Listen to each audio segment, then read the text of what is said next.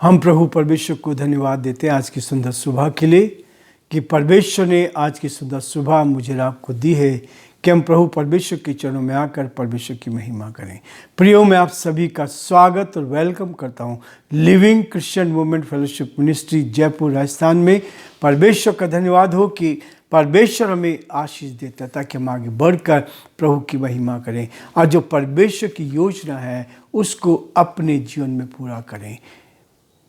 प्रियो, दिल की गहराई से हम अपने प्रभु परमेश्वर को धन्यवाद देते हैं क्योंकि वो हमको अपने हाथों में रखता है ताकि हम उसकी महिमा कान बनते जाएं और जो परमेश्वर की योजना है उसको हम पूरा कर सकें। जैसा कि आपको मालूम है कि हम इफिसियों के पत्र का अध्ययन कर रहे हैं। हम उसके 6 अध्याय में आ चुके हैं। हमने शनिवार को इस बात को देखा था कि परमेश्वर चाहता है कि हम उसके साथ आगे बढ़कर परमेश्वर की महिमा करें। आज फिर से मैं इस अध्याय को आगे बढ़ाना चाहता हूं ताकि आप इस अध्याय के द्वारा और अधिक आशीष को प्राप्त कर सकें और जो प्रभु की योजना है उसको हम पूरा होता देख सकें। इसलिए प्रिय परमेश्वर का वचन कहता है, इसलिए प्रभु के और उसकी शक्ति के प्रभाव में बलवंत बनो। इसलिए प्रभु में और उसकी शक्ति के प्रभाव में बलवंत बनो। परमेश्वर के सारे हथियार बांध लो कि तुम शैतान की युक्ति का सामना कर सको, क्योंकि हमारा यह मल युद्ध लहू और मांस से नहीं परंतु प्रधानों से और अधिकारियों से और इस संसार के अंधकार के हाकिम से और उस दुष्ट की आत्मिक सेनाओं से है जो आकाश में है। परमेश्वर अपने इस वचन के पढ़े और सुने जाने पर आशीष दे। हम प्रार्थना करेंगे।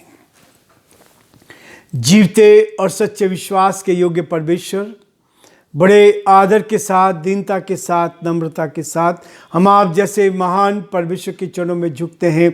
हम आपको धन्यवाद देते हैं, हम आपकी स्तुति करते हैं, हम आपकी प्रशंसा करते हैं कि आपने हमें संभाला, आपने हमारी रक्षा की, हमारी मदद की, अपने हाथों में रखा। हम इसके लिए प्रभु आपको दिल की गहराई से धन्यवाद देते हैं और प्रार्थना विनती करते हैं, पिता परमेश्वर आपका हाथ हमारे साथ बना रहे, आपकी सुरक्षा हमारे साथ बनी रहे, हम आपके नाम में आगे बढ़ते जाएं और जो आपकी योजना है उसको पूरा कर सके। हे दया के धनी और विश्वास के योग्य परमेश्वर, हम बड़े आदर के साथ, दीनता के साथ, नम्रता के साथ हम सभी को आपके हाथ में सौंपते हैं, हमारे सभी श्रोताओं को आपके हाथ में सौंपते हैं। हे परमेश्वर, हमारी प्रार्थना, हमारी विनती है आपके अनुग्रह की दृष्टि हर कदम पर बनी रहे। हम प्रार्थना करते हैं हमारे प्रदेश के मुख्यमंत्री भजनलाल जी के लिए प्रभु जी, हम बड़े आदर के साथ उनको आपके हाथ में सौंपते हैं और प्रार्थना विनती करते हैं पिता, जब एक नया वर्ष आपने उनके जीवन में दिया है, हम उनके लिए भी आपको धन्यवाद देते हैं। यीशु के नाम से प्रार्थना करते हैं आपका हाथ उन पर बना रहे,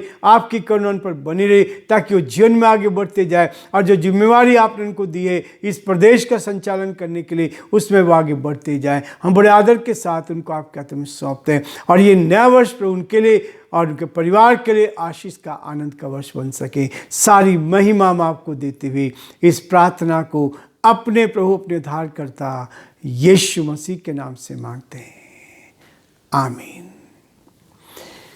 प्रियो, परमेश्वर मुझे और आपको उत्तम आशीष से भरपूर करना चाहता है। उसका वचन कहता है आत्मिक युद्ध के हथियार क्या हैं।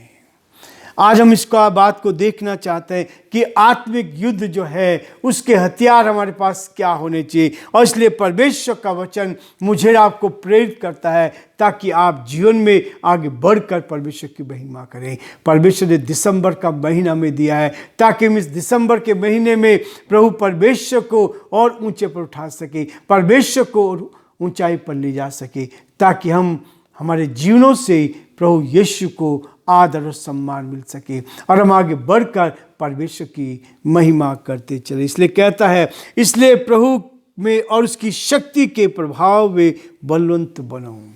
प्रभु में और उसकी शक्ति के प्रभाव में, परमेश्वर की शक्ति को लेकर हमें उसके प्रभाव को लेकर बलवंत बनते रहना है ताकि हम बलवंत बन जाएं, हम परमेश्वर की महिमा करते जाएं और जो प्रभु की योजना है उसको अपने जीवन में पूरा कर सकें।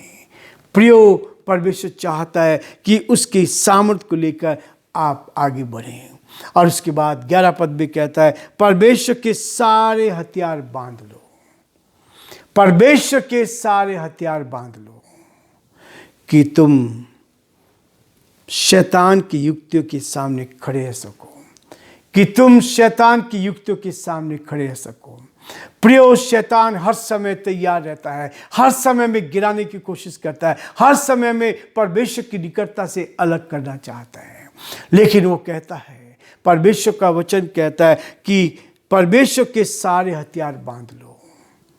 आगे हम देखेंगे क्या हथियार हैं। उन हथियार को बांधने के लिए कहता है, परमेश्वर कहता है कि उनके हथियार को बांध लो कि तुम शैतान की युक्ति का सामना कर सको, शैतान की युक्ति का सामना कर सको। ये है मेरे और आपके लिए उस आनंद में, उस खुशी में जो परमेश्वर मुझे और आपको देता है, ताकि हम परमेश्वर के साथ उस आनंद में सहभागी होकर प्रभु की महिमा कर सके। इसलिए प्रियो, परमेश्वर का वचन कहता है कि हम परमेश्वर के लिए आनंदित होकर, खुशहाल होकर आगे बढ़ते जाएं। और उसके बाद 12 पद में कहता है, क्योंकि हमारा ये मल युद्ध लहू और मांस से नहीं परंतु प्रधानों से, अधिकारियों से है, इस संसार के अंधकार के हाकिमों से है।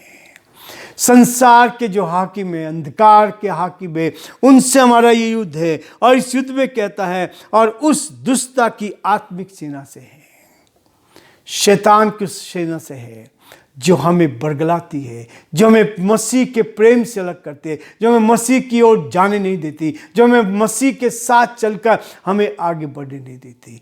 इसलिए कहता है कि उसके सारे हथियार बांध लो, ताकि तुम इस संसार के अंधकार के हाकिमों के और उस दुष्टता की आत्मिक सेनाओं से जो आकाश में है, आकाश में है, शैतान की सेना है, प्रभु की सेना है। और हमेशा ये मलयुद्ध चलता रहता है, हमेशा हमारा शरीर और हमारी आत्मा में हमेशा मलयुद्ध होता है। परमेश्वर चाहता है कि हम शुद्धता का जीवन जिए, पवित्रता का जीवन जिए और परमेश्वर पिता को आनंदित करते चले जाए, ताकि प्रभु के नाम को महिमा मिले। इसलिए प्रियो, परमेश्वर का वचन मुझे और आपको इस बात के लिए प्रेरित करता है कि हम अपने जीवन में उन सारे हथियारों को बांध लें, जो हथियार शैतान को लड़ने के लिए, परास्त करने के लिए चाहिए।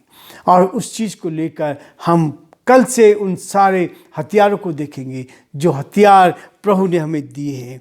और ये वचन कहता है कि जब आप हथियार हैं, इसलिए परमेश्वर के सारे हथियार बांध लो कि तुम बुरे दिन में सामना कर सको, बुरे दिन में सामना कर सको। और वो हथियार जो है, और सब कुछ पूरा करके स्थिर कर सको।